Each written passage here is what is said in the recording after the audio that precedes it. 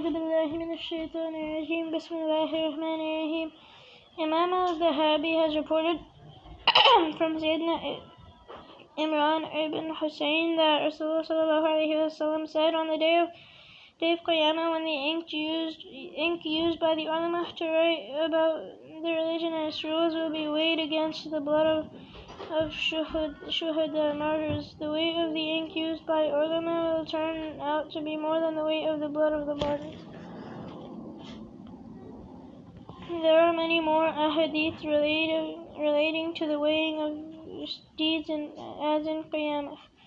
Some of them have been mentioned here as they shed light on the merit and worth of particular deeds. The mode of weighing deeds as mentioned in these narrations of a hadith seems to be different. Some indicate that the doers of deeds will be the ones weighed, and it will be they who would be heavy or light according to their deeds. Mama, I know how to spell your name. Some others still show that their book of deeds will be weighed. Still others prove that deeds would become personified and they will be measured.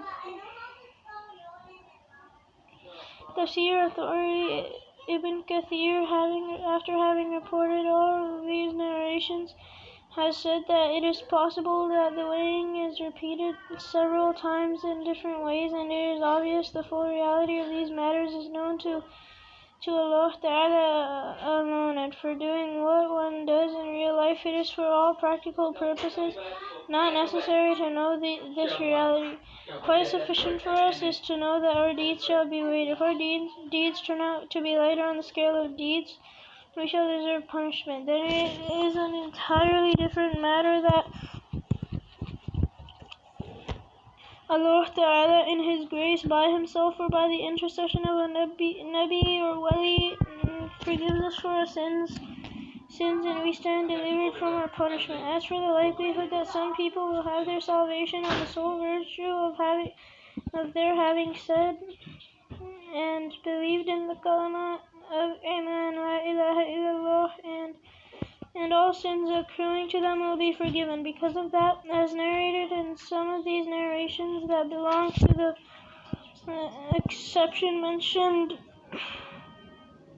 above, and which is beyond the general regulation, and is a special manifestation of the grace and mercy of Allah Ta'ala. In the two verses, the Tafsir of which you have just read,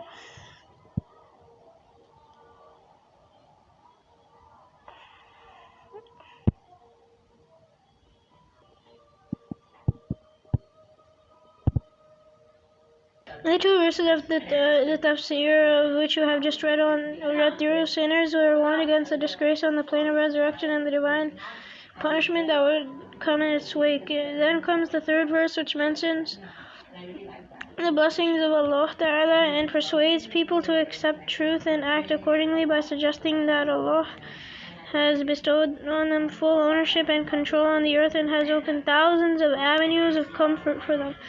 It is as if the Master of the universe has made this whole earth and what it contains a giant warehouse of human needs and comforts, a most comprehensive inventory of that inside it.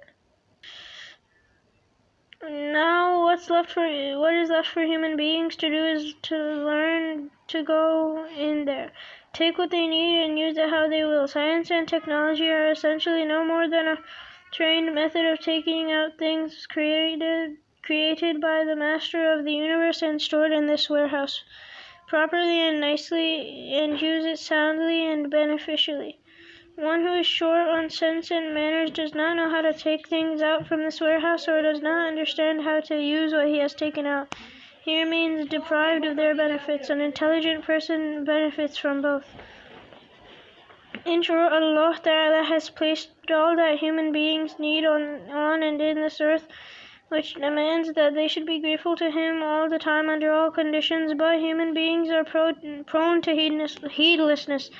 They do not take much time to forget the favors of their Creator and Master, only to return to the same world of things. So at the end of the verse, it is in a mode of complaint that it was said, "Little you are receptive to advice." Receptive.